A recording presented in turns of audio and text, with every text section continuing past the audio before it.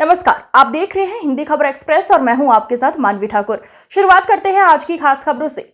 UP से जल शक्ति मंत्री स्वतंत्र देव सिंह बाढ़ से हुई कटान का जायजा लेने आज पीलीभीत के बिसलपुर पहुंचे। बिसलपुर में बहने वाली कटना नदी में हर साल बरसात में जलस्तर बढ़ जाता है, जिससे आसपास के इलाकों में कटान शुरू होना होता है, जिसमें किसानों का भारी नुकसान हो जाता है। इसलिए इस बार कटना नदी के किनारे पत्थर की दीवारें बनाकर बाढ़ से होने वाले कटान को रोकने का इंतजाम किया गया है, जिसको देखने के लिए यूपी के जल शक्ति मंत्री स्वतंत्र देव सिंह, पीलीभीत जिला अध्यक्ष संजीव प्रताप सिंह, जिला मंत्री आयुष कुमार मिश्रा के साथ पहुंचे। मंत्री जी ने यहां पौधारोपण भी किया।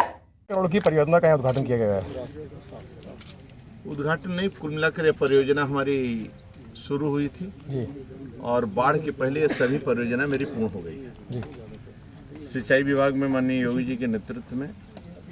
इसके पहले ये 3 गांव ऐसे थे कि जो कटान होता था, रोड भी कटान और गौशाला भी था, लेकिन इस परियोजना को कंप्लीट होने के बाद अब ये गांव भी तीनों बच जाएंगे, सड़क भी बच जाएगा, गौशाला भी बच जाएगा। लगभग इस जनपद के अंदर 6 परियोजनाएं हमारी बिसलपुर, पूरनपुर और सदर में मिलाकर लगभग 6-7 परियोजना चल रही हैं।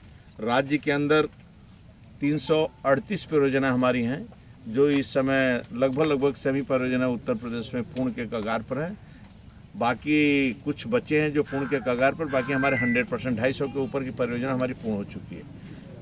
जनधन की हानि न हो, किसानों का नुकसान न हो, इसके लिए हम लोग रात दिन विभाग के कर्मचारी अधिकारी परिश्रम कर रहे हैं और इसीलिए हम लोग भी निकले हैं कि आगे भविष्य में बाढ़ आने की संभावना है, तो हम लोग अपने स्तर से तैयार हैं और उस चुनौती को हम लोग स्वीकार करेंगे।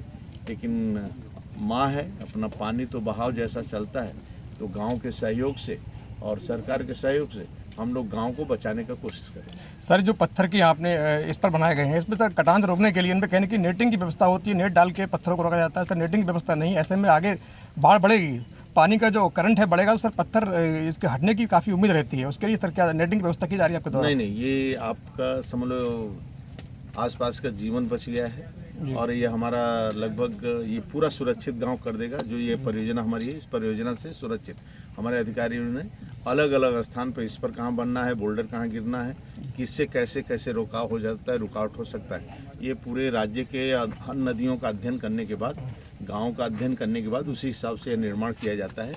आप निश्चिंत रहिए, ये तीनों गाँव बचेंगे, आगे भविष्य में भी बचे रहेंगे। इसके पहले भी जो बना था, लगभग वो एक तरह का वो सब की आयु 50 से लेकर 100 वर्ष होता है। नुकसान ना हो, कोई यदि उस पर न करे तो वहाँ कटान फिर दोबारा नहीं हो सकता है, इसलिए ये सुरक्षित रहेगी। आप निश्चित रहिए। सर, ग्रामीण अंचल जो इलाका होता है। आज की खबरों में बस इतना ही। देखते रहिए हिंदी खबर एक्सप्रेस। नमस्कार।